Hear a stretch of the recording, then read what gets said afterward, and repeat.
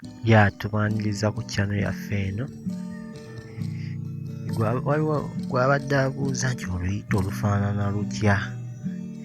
Nakala weetegereze vidiyo eno mpaka gy'eggweerako ogenda kumanya oluyita olwo lutya, lufaanana lutya.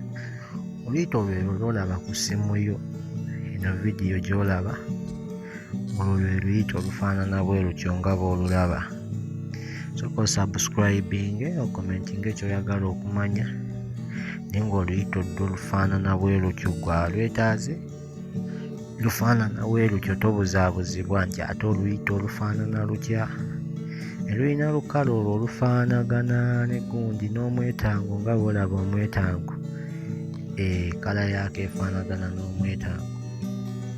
Kati ggwe akeetaaze bwe katyo bwe kafaanana. Kakola mu bintu bingi era abakeetaaga bangi, ky'obanga eddagala eryo terirabika.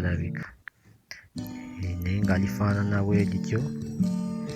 Bw'alyetaaze oleme kubuzaabuzibwa, ojja kuba omanya eddagala. Buli ddagala ly'oyagala okumanya ku channel yaffe eno ojja kuba olimanya. Olyenoonyeze olikozese by'oyagala, kuba oyinza okuba omanyi kyerikola naye nga tolimanyi.